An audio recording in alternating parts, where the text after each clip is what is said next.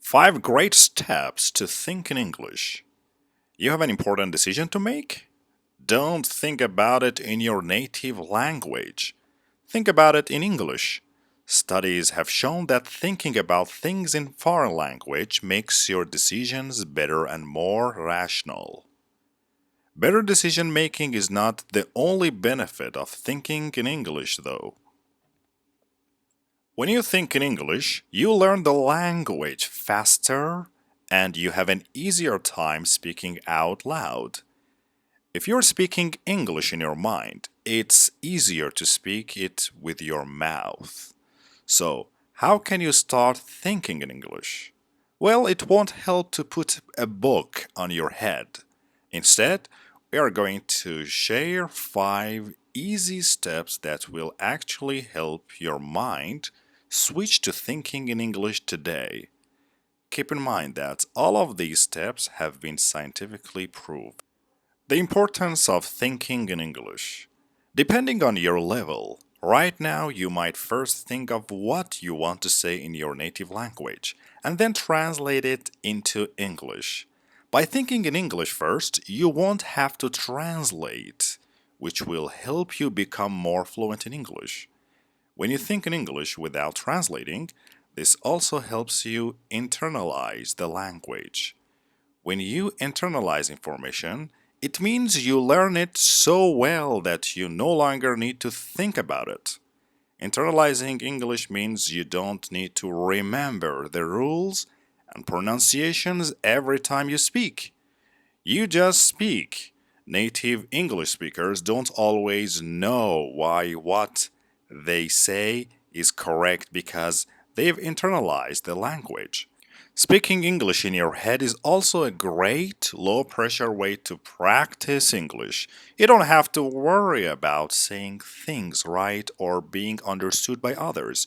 You can make mistakes and still understand. Yes. Additionally, thinking in English is an excellent way to build your vocabulary with words you actually use. It's important to know many words, but it's even more important to know words that you will use in everyday conversation. How to think in English in 5 simple steps. Let's start, guys. The first step is think in single words. How? If you're just starting to learn English, don't worry. It's never too late to start thinking in English. You can begin as soon as you know even a small number of vocabulary words. Start by thinking in single words. You might not be able to make important decisions in English yet, but you can notice your surroundings in English by thinking the names of objects that you see or actions that you do. When you wake up in the morning, you can think, good morning. And when you are going to sleep at night, you can say, long day, tired, happy, good night. When you're just starting, you might find it hard to remember to think in English. But don't worry, you will get used to it.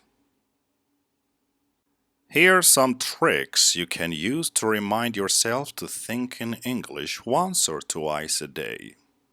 Use your phone. Change your phone's lock screen to say think in English. This way, every time you look at your phone, you get a reminder. Next one is to turn it into a game. Give yourself points every time you remember to think in English for 5 minutes. Once you reach a certain number of points, you can give yourself a reward. Next one is leave notes around the house. For example, leave a note on your bathroom mirror with words that you would use in a bathroom. This reminds you to do your daily English thinking and gives you a group of vocabulary words you can use. With just these small steps, you will make it easier for you to think in English as you learn more words. Remember, the more you grow your skills, the more you can add to your thoughts and soon you will be thinking in full sentences. Step number 2 is narrate your day. A narrator is someone who tells or reads the story.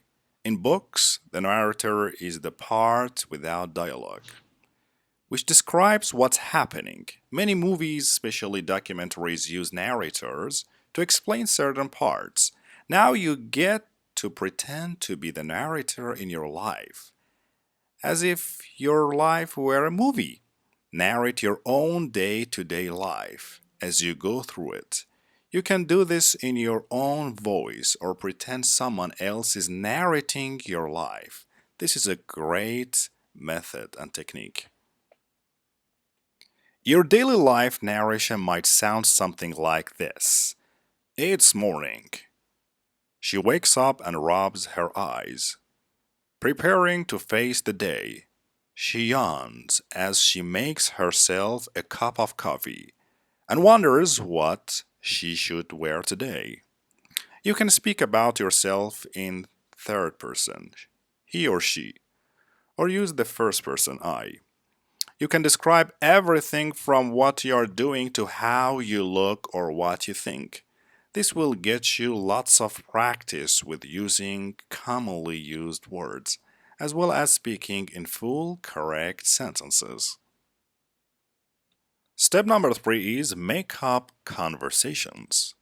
Of course, when you speak to other people, you don't just tell them about your day. Conversations come in many different topics, so you will want to practice conversations as well. And to practice, you have to do is make some up. Choose a topic and pretend you are speaking to someone about it. If you are getting ready for an interview, you can pretend to be at the interview. If you're just trying to learn a new list of vocabulary words, you can ask yourself questions about the words. Any topic is fine. For example, if you are planning to go to the restaurant soon, you can practice a conversation with the waiter. Think of both the waiter's parts and yours. Your conversation might look something like this. Hello and welcome to our restaurant. Do you know what you will be ordering? I'm not sure yet. What do you recommend? If you like seafood, our fish of the day is fantastic. Great, I'll have that then. You can try the conversation in different ways and seeing how differently it turns out each time. Since you are practicing in your head, you can focus better on the topic instead of being distracted by pronunciation or fear of speaking to an actual person. Actually, you can also practice anywhere. We recommend practicing out loud and with a partner after you have done some pretended conversations in your head. Once you're more comfortable with the topics and the details, I think this way you can be confident in what you are going to say and how you are going to say it. Try it. Step number 4 is get creative. So you're sitting in your car and practicing your English. That's great, but what do you do when you can't think of how to say a word? Instead of interrupting a conversation to pull out a dictionary app, it's time to get creative. I mean, there is always more than one way to express something. Even if you don't know a word, you can get your idea across by thinking creatively and using other words. For example, if you're trying to explain to someone that you lost your key but can't remember the word key, you can tell them instead that I can't open my door because it's locked. Or you can say, I can't get into my house. I lost the thing you used to unlock the door. Both sentences don't use the word key, but they are both clear enough to be understood.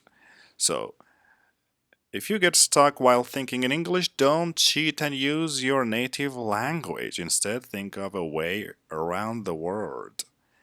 This will be a huge help to help you when you are having an actual conversation and can't remember a word.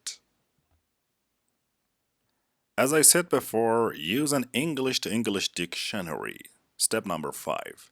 When you feel more comfortable thinking in English, make sure to do this in your daily life whenever possible.